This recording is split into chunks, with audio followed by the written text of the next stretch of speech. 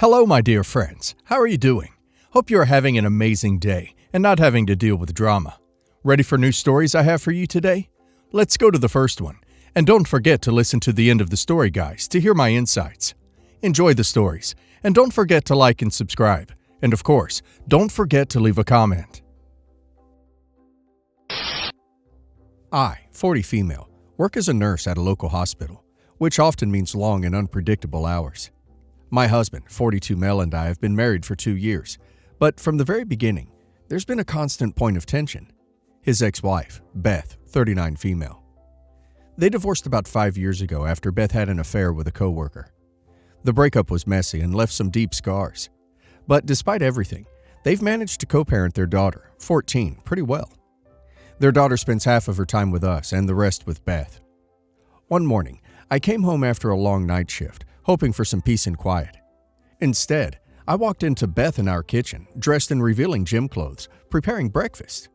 My husband was standing there in his pajamas, chatting with her like it was just a regular morning. I stopped in my tracks, completely stunned. Beth noticed me first and greeted me with a smile, asking how my shift went and offering me breakfast. I could barely process what I was seeing, but I managed to ask her what she was doing there. She casually told me that my husband had given her keys to our house. According to her, since their daughter spends so much time here, she thought it would be easier if she could come over early, make healthy meals, and spend time with her. I was in complete disbelief. I turned to my husband, who looked uncomfortable, but didn't exactly deny what she was saying. He tried to explain that it was just for their daughter's sake, that having Beth here would make things smoother. But it didn't feel like a simple co-parenting arrangement to me. It felt like an invasion of my space, my home, my life, and my privacy. I couldn't believe that my husband had given her keys without telling me. It was like he was prioritizing his ex's wishes over our marriage, and I couldn't accept that. Beth kept insisting that she was just being a good mother, but it felt like more than that. It felt like she was trying to reclaim a place in our home, to reinsert herself into our lives, and I wasn't okay with that. I told her she needed to leave because I wasn't comfortable with her making breakfast in my house. I didn't want to hear any more excuses, and I wasn't interested in discussing it any further. My husband tried to intervene, asking if we could talk about it calmly, but I was done. The moment had come and gone. Beth had overstayed her welcome. When my husband and I finally were left alone, he was furious. He couldn't believe I had kicked his ex out, and he said I was ruining his ability to co-parent smoothly. She's just trying to be involved in our daughter's life, he said. It's hard when you're trying to juggle everything with the kids. She's doing her best, and you're just making everything worse. You don't get it, as you're not a mother. That was like a slap in my face, because I can't have children, and he knows what a sore subject that is for me. I was floored. You gave her the keys. You let her into our home to cook breakfast for you, and then you sit there acting like I'm the one who's in the wrong? I couldn't hold back my frustration anymore. You're not co-parenting with her. You're inviting her back into your life. And you expect me just to sit back and let her waltz in our home and out whenever she feels like it? Things got really tense after that. He's now blaming me for causing a rift in his relationship with his ex, saying I've ruined his co-parenting dynamic. I'm completely torn.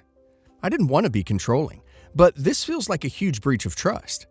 It's hard to trust my husband when he's so casual about the boundaries that were supposed to be set with his ex. So now I'm here, wondering if I was too harsh. Am I the a-hole for kicking her out? Or is my husband right? Did I ruin their co-parenting relationship? OP absolutely did the right thing. OP's husband blindsided OP by giving his ex-wife keys to their home without OP's consent. That's a huge violation of trust. It's not about co-parenting. It's about respecting boundaries and their marriage. It sounds like Beth is still overstepping, and OP's husband needs to put clear boundaries in place. Also, I wouldn't be surprised if his ex-wife is trying to get him back. In my opinion, OP needs to be very cautious. And now let's hear the community's opinion. Everyone sucks here. I get why you're upset, but kicking her out without trying to communicate first seems like overkill. Your husband should have spoken to you before giving her keys, but at the same time, it's not like she's a random woman coming into your house. She's his ex-wife and co-parent, and things like this get messy. You and your husband need to have a serious conversation about boundaries with his ex. If you can't come to an agreement on this, it's going to be a long road. No a-holes. I think both of you are justified in your reactions. Your husband should have consulted you before letting his ex into your home, and Beth is definitely overstepping by acting like she belongs there. But at the same time, I get that she's trying to be involved with her daughter's life. It's hard to balance these things, especially when emotions run high. It's a tough situation, and I think open communication is the key here. But you're not wrong to be upset. Not the a-hole. I understand that your husband wants to keep things cordial for his daughter's sake, but this crosses a serious line. He didn't talk to you before letting her in your home, and that's a huge red flag. It's good that he's trying to make amends, but he needs to make it clear to Beth that she can't just come and go as she pleases. This situation is about your relationship with him and the respect that needs to come with it. It's okay to set firm boundaries when it comes to his ex. Update. After reading all your comments, a lot of people suggested I check any home cameras we might have, and honestly, I'm still in shock from what I saw. We do have a security system with cameras in a few places around the house, mainly for safety, but I never thought to check them until now. I had been working night shifts regularly, so I decided to look at the footage from the days I'd been gone. At first, I didn't expect to see anything too unusual, just the usual comings and goings. But what I found was, honestly, shocking. It turns out that every morning, while I was still at work, Beth would come over to our house around 6 a.m. She would go for a run with my husband, and after that, she would come inside and use our shower. And it gets worse. She was walking around the house in just a towel. The footage showed her in the kitchen, drying her hair with a towel wrapped around it while she made breakfast for my husband and their daughter. It looked like a little family morning routine, and they were all laughing and talking like everything was normal. There was no obvious intimacy between them, but the familiarity and ease with which she moved around my house left me fuming. I showed the footage to my husband. I was beyond livid at this point. I told him that if he wanted to keep our marriage, he needed to tell her to never come back and set firm boundaries immediately. I told him this wasn't about co-parenting anymore. It was about respecting our marriage and me. His response? He said he couldn't do that. He insisted that he wanted to have a good co-parenting relationship for their daughter, and that's when it really hit me. I told him that if he couldn't make a choice between me and his ex-wife's inappropriate behavior, then I would be filing for divorce. He didn't argue. There was no pleading, no trying to explain himself further. He just stayed silent, and that silence spoke volumes. So now I'm in the process of starting the divorce. I'm hurt, confused, and deeply disappointed. But I've realized that this situation has made me feel like I don't matter in my own marriage. I deserve someone who will put me first, not someone who continues to let their ex-wife cross boundaries for the sake of so-called co-parenting. Thank you all for your advice. Update 2. It's been a year since I made the painful decision to file for divorce from my husband.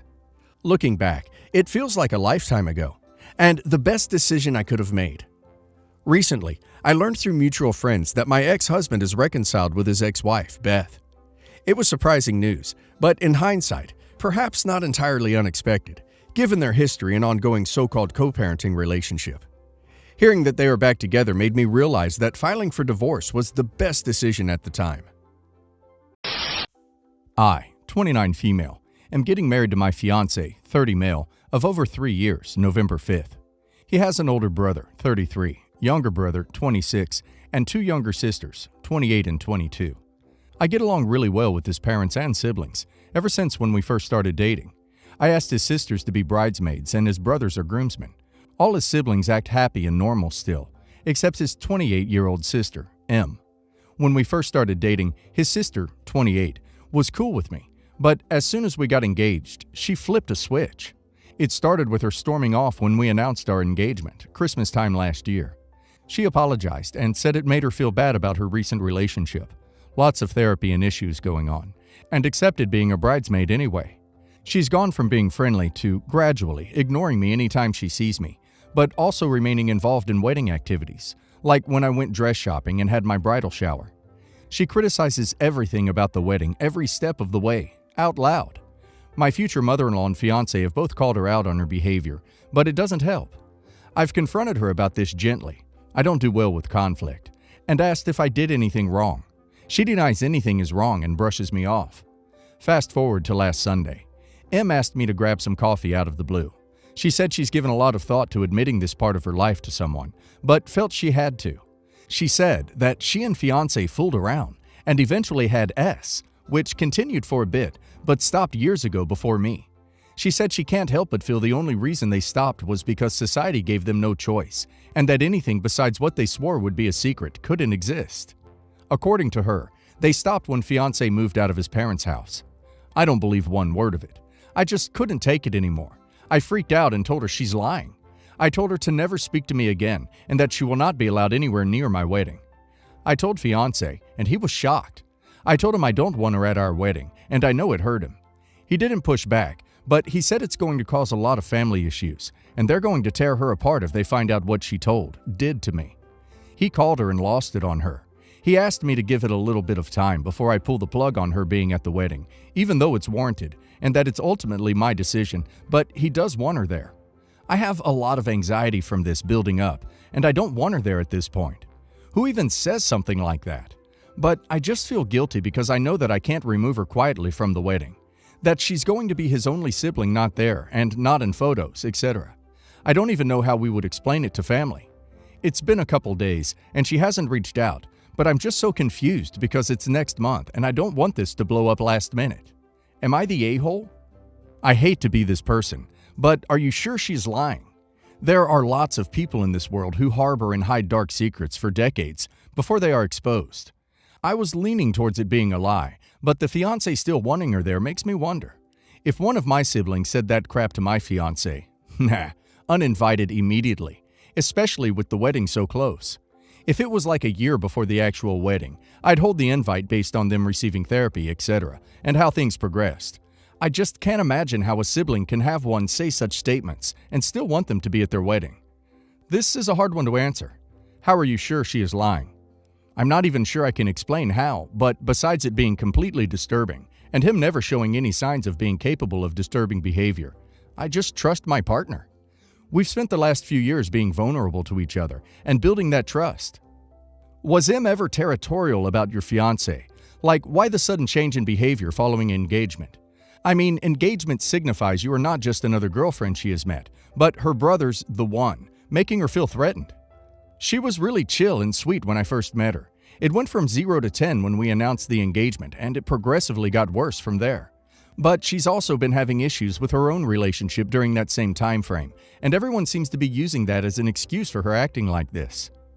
The fact that your fiancé still wants her there to be invited to my wedding tells me that she might not be lying after all.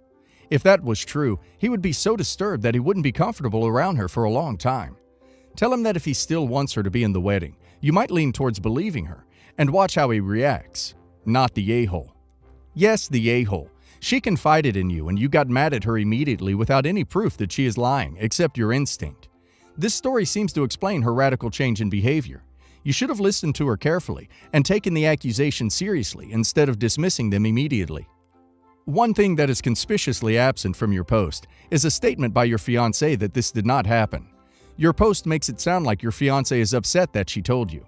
It does not say your fiancé is upset because she lied. If the accusations are not true, making the accusations indicates that she has some serious issues that need to be dealt with by a professional. If the accusations are true, she has some serious issues that need to be dealt with by a professional. This is not a situation where you ostracize her from the family. This is a situation where you get her the help she needs. I'm not trying to be argumentative because I understand everyone will have their judgment, but I didn't get mad she confided in me. I've been holding in a lot of stress from her for almost a full year now. I kind of just take it. So when she told me that, it was what triggered me. Because of course I'm going to believe my fiancé over her because I'm in a relationship with him and not her. She didn't have any proof besides what she was saying, and I'm not trying to ostracize her from the family. That's why I'm hesitant to even go through with uninviting her, because I don't want to cause more damage to their family. He did deny it, but he was in shock she came up with something like that. And she is in couples therapy. I think her mom urged her to go to solo sessions as well. I, 24 female, am the oldest of 4 children. Over the past months, I realized that my siblings, 15 male, 19 female, and 22 female, generally only talk to me when they want something: money, transport or food, etc. And generally, I don't have a problem with being their support system. A few months ago, I got invited to a movie premiere. I was super excited and asked my siblings if they wanted to come with me. They said yes, and I explained that because I was inviting them, I'd have to buy tickets for them to enter the venue. The tickets came to around $1,000 per head. So I asked my siblings again if they're sure they wanted to come, and they again said yes. I explained it was a very important event for me because I recently launched a small gifting business, and all the actors, directors, and hotshots would be getting the gifts, and if it went well, then I'd have a 3-year contract with company. My siblings assured me they'd come, and I was super excited. Evening before the event, I went and delivered the gifts, and afterward I went to grab some dinner with my mom and siblings. My mom told me she was happy I'd be taking my siblings with me when my brother announced that he would no longer be coming. I asked him why, and he said that his friend invited him to the arcade, so he'd be going with his friend instead. My sister, 19, then claimed she forgot that the event was the following evening, and she made plans, so she also wouldn't be coming. I got upset and reminded them that they'd made a commitment and that I'd paid for the tickets. They said, "It's just money, it doesn't really matter, you'll make more." I was angry, so I just ate my food and left for my place. At least my sister, 22, would be coming. So the day of the event comes, and I went to fetch my sister, and she wasn't home. I called and her phone was off. I ended up waiting outside her apartment for 30 minutes with no reply, and I went to the event alone and lost out on $3,000 worth of tickets. Event finishes, and I head home. I decided to not fight anyone because I was just emotionally drained. In the morning, I start scrolling through Instagram and boom, on the stories pops up my sister, and she was clubbing with her friends the whole evening. I get a message from my brother later that day, asking me to buy him a new set of headsets because he broke his at school. I blocked all my siblings. I haven't spoken to them in a month. My mom called me last night and asked me to check up on my siblings. I told her I don't have any siblings. She's now angry with me, saying I'm overreacting and being an a-hole because I can't expect everyone to just drop everything for me last minute. She also says me blocking them is being overly dramatic. I'm just tired of the fact that I'm always there for them for whatever they want and whenever they want, but they could care less about me and basically treat me like a piggy bank when they want something and like a doormat whenever I don't prove useful to them. So, am I the a-hole? Not the a-hole. Holy crap, OP. You wasted $3,000 because they decided to ghost you on a commitment? That's terrible, and it absolutely sounds like your siblings are extremely entitled. Don't spend or give any more money to them until they learn the value of money and that work had to go into earning it. They will likely not understand it themselves until they've had to be independent for a bit. Not the a-hole. Block your mom too. She's enabling your siblings to act like spoiled brats. The "it's just money" comment is so entitled. You did something nice for them, and they tossed it back in your face when something better came along for each of them. Do not reopen communication. You're better off not being in contact with people who are not only using you as a cash cow, but clearly do not care about your achievements or your feelings. The movie sounded like a very big night for your career, and the people you'd most expect to be there cheering you on couldn't give a rip. I hope at least that the night was a success for you and your business. I have 3 nephews. They were born in January 2020, November 2020, and February 2022. My sister is pregnant again and due in December. The succession of pregnancies so close together has taken its toll, and my sister is on bed rest. Besides using the washroom and going to medical appointments, my sister doesn't leave her bed. She is under the care of specialists. Me, my parents, and my brother-in-law's parents have been doing what we can to assist in looking after her and my nephews. The succession of pregnancies meant my sister had to leave her job. My brother-in-law works, but his job can't be done remotely. And with my sister on bed rest and 3 kids under age 3 at home, they need help. They can't afford daycare for my 2 oldest nephews, and my youngest nephew is still too young yet. But their lives are in complete chaos and relying on us to keep things afloat. Me, my parents, and his parents chip in where we can. Even my grandparents and his grandparents have helped a little despite their ages. But the bulk of it is being done by me and my and his parents. I'm happy to help if only to make things better for my nephews. I want to be a good aunt. They are just kids, and this mess isn't their fault. I've even refrained from commenting until now because of how exhausted and floundering my sister and brother-in-law are. They don't need me to tell them how much of a mess this is. I said something to my sister only because I was tired of hearing her complain about her pregnancy and bed rest. I'm sure it's not a picnic to be dealing with a high-risk pregnancy, but this situation is of her and my brother-in-law's making. Me, my parents, and his parents all have full-time jobs, and we are rotating to ensure my sister and my nephews are cared for. I'm a paramedic, and I have nightmares of getting called to their address because she and the baby are in distress. It's a real possibility given how fragile her pregnancy is. My sister and brother-in-law are university educated, and where we live, they can access contraception and birth control at no cost. Doctors have repeatedly warned them about getting pregnant so soon after my sister gave birth. There is no excuse for the mess they have created. I love my nephews more than anything, but my sister and brother-in-law have completely destroyed their lives for the foreseeable future. When I told my sister I don't need to hear her complaining because she got herself into this situation, she got really angry. My brother-in-law chided me the next day for what I said as well. It may seem harsh, but I'm already exhausted from my job and giving up my days off to help them. I do it for my nephews, and I never commented throughout all the pregnancies before now. They are both angry at me, though. Not the a-hole, but I think it might be time for you to step back from helping them so much because this isn't healthy for you and your relationship with them. What are they expecting to do once the baby arrives? Will you still be expected to help? Can they look into government assistance? Not the a-hole. You're allowed to snap. You've been pushed past your breaking point by your own empathy and selflessness. If it were me, I'd eat bonbons and take a nap. No one else's kids is my problem. You've sacrificed a lot for your nephews and sister. She should quit whining and get her big girl bra out of her purse. Your brother-in-law couldn't even manage his penis snot for 2 years straight. That's your sister's problem, not yours. This won't stop, by the way. In 2023, she'll be pregnant again. It's some sick fetish for a lot of males. You may need to wash your hands of this to preserve your mental health.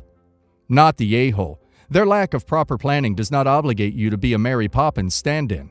To conceive a fourth child when they cannot afford childcare for the ones they already have is stupid and selfish. My friend, Ash, 19 male, and I, 18 male, both got part-time jobs at a small bank branch, and our duties involve assisting with customers' inquiries before directing them to the right counter for their services. I would say customer service in a bank is definitely harder to deal with compared to other workplaces. But since I had worked multiple part-time jobs beforehand, I think I sort of had an easier time with customers compared to Ash. We've worked there for a month now, and our colleagues have picked up that customers generally prefer to approach me for inquiries compared to Ash, most of them noting that I'm good with customer service. I also get along with most people easily compared to Ash, as he often lacks social cues and often makes inappropriate jokes. Ash calls all these pretty privileges instead, which slightly annoys me. While I do acknowledge the fact that I look a little better than the average beauty standards, I do try to be humble about it and never talk about my looks. Ash, however, constantly jabs me for looking good, as if it's an insult, but since I do think he tends to feel insecure about himself, especially about his weight, have just ignored my remarks. Today, during a casual conversation, one of the bankers, I don't know their position, but I think he's probably the banker's manager if that makes sense, told me I could consider banking as a career for myself in the future, and joked that I could go to him for an interview after graduating. I told him that I would consider it, but when I told Ash through text about it, since I was actually seriously considering it, he told me the banker was probably joking because I had pretty privilege and would probably have an easy career in whatever workplace I chose to work at anyways. That ticked me off, as it sounded really condescending, so I told him maybe instead of accusing everything of going well for me on pretty privilege, he should begin working on himself and his insecurities, which we both knew he had plenty of. He got mad and told me I shouldn't be the one to tell him to fix his insecurities, as I had lots of things going well for me through luck. I had a full argument through text, and eventually, our mutual friends got to know about our argument. Some agreed that I came across as an egotistical a-hole, but some said Ash had this coming for a long time. I still have to work with Ash for 2 more months, so that's kinda right now. Should I apologize? Not the a-hole. You don't need this bitterness and jealousy in your life. I'd low contact with this friend. The reality is that in many jobs, being attractive is a plus, but it's rarely a substitute for doing your job well. It's unlikely that managers are going to try to recruit you if all you have is a pretty face. Your friend is unwilling to focus on himself and what he can do better. He's being lazy and just blaming the world for his deficiencies. Not the a-hole. It's extremely invalidating to dismiss someone's success as having just come from luck or from other factors that they don't have any control over. The fact that he has a hard time with social cues may explain why he doesn't understand why you are having an easier time than him, but it does not excuse his dismissiveness and disrespect whatsoever. I ask you to consider what he is bringing to this friendship, because the way he's acting is not like a friend. He's acting like a jealous person that you know that is trying to invalidate your accomplishments and drag you down rather than admitting that he might have some room for improvement. He doesn't think there's anything wrong with him, so rather than coming to you for advice and recognizing and appreciating that you might know some things he doesn't, he's instead trying to undermine all of your accomplishments.